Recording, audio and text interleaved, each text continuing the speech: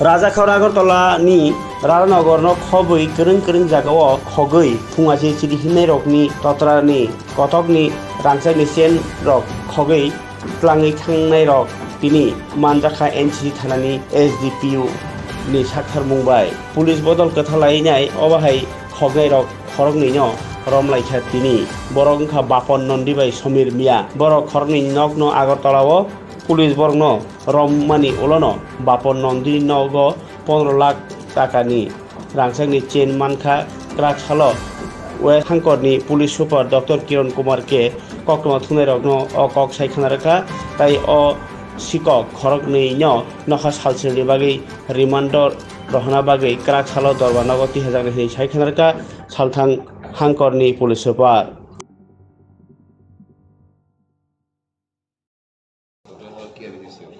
Actually बहुत दिनों से पूरा टाउन एरिया में जैसे कि चांदमारी है, SDO चौमनी, अभयनगर, जयनगर, राधानगर, प्रगति स्कूल और ये रामनगर, इस सब एरियाज में कंप्लेंट आ रहा था कि कुछ बाइक में आके स्नैचिंग कर रहे हैं जो मॉर्निंग वॉक करते हैं लेडीज़, उनसे चेन स्नैचिंग करके जा रहे हैं। तो हम लोगों ने under the leadership of SDPO NCC एक टीम बनाया, उसमें अभयनगर का OC हेड किया था। वो बहुत दिनों से हमने पूरा CCTV कैमरा देख के ह्यूमन इंटेलिजेंस दे के पता किया कि एक आदमी है समीर मियाँ और बापन नंदी, ये दोनों मिलके ये काम कर रहे हैं। तो दोनों को हमने अरेस्ट किया और जब सर्च किया समीर मियाँ के घर से अराउंड 13 गोल्ड चेन है और 2 सिटी गोल्ड है और एक ग्लैमर बाइक, एक रिस्ट वॉच, ये सब बरामद हुआ है।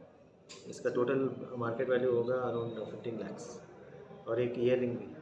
सर इन लोगों को प्राइमरी इन्वेस्टिगेशन में क्या मिला? इनके साथ कोई और है क्या, गैंग वगैरह कुछ? नहीं, पूरा बड़ा गैंग तो नहीं है, ये दोनों ही करते थे।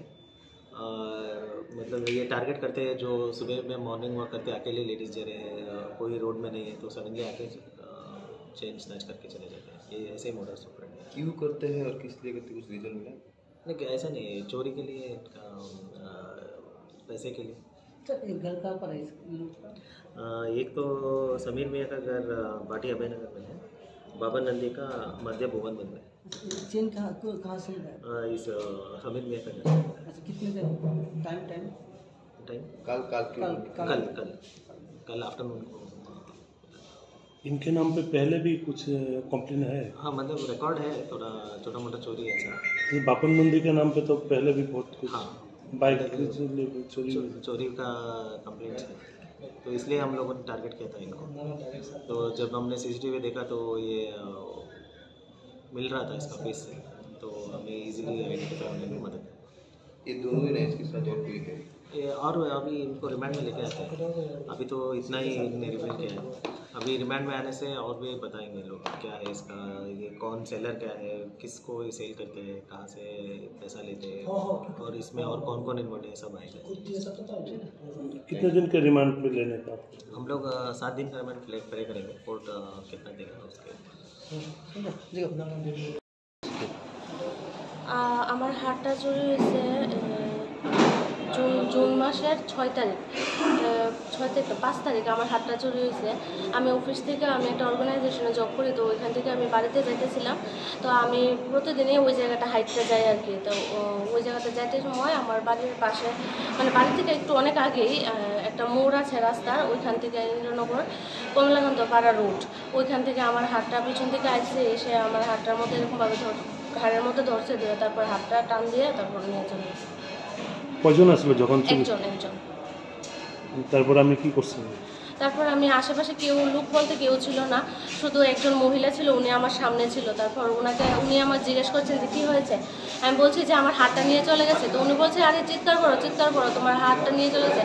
তারপর আমি চিৎকার করছিলাম, কিন্তু আশেপাশে যেহেতু কেউ ছিল না তো কেউ আসেনি। আমি চিৎকার করে ওর পেছনে যেতে ও বাইক নিয়ে চলে গেছে।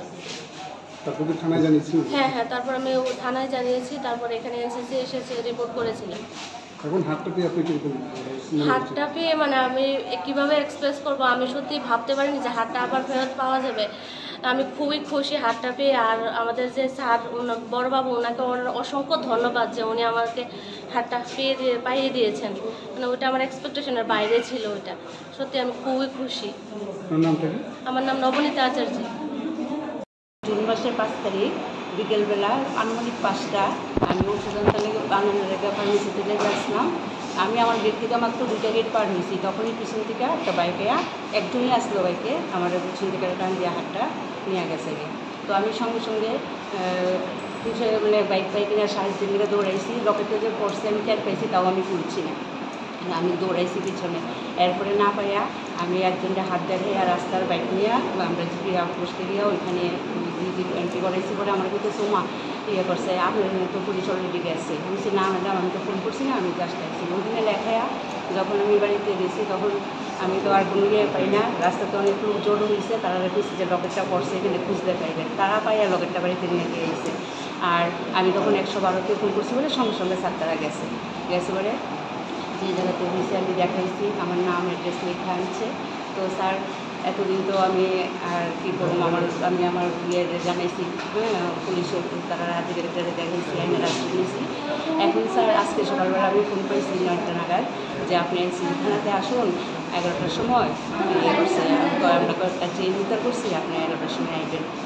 তো এখন আমি আয়া স্যার মানে আমি এটা আশাই ছেড়ে দিয়েছিলাম যে আমি কতটা কি খবর পাবো কি পাইতাম না। তো এখন স্যার আমি দেখে সেটা আমার পুলিশ প্রশাসনের উপরে আমার সাংঘাতিক আস্থা, এবং সমস্ত মা বোনের কাছে আমার একটাই বার্তা থাকবো যে যখনই আমরা মহিলারা কোনো বিপদে পড়বো আমরা যেন সঙ্গে সঙ্গে পুলিশ প্রশাসনের আর কি জানাই, তারা সাহায্য যাতে আমরা প্রার্থনা করি, এবং এর জন্য আমি খুব কৃতজ্ঞ।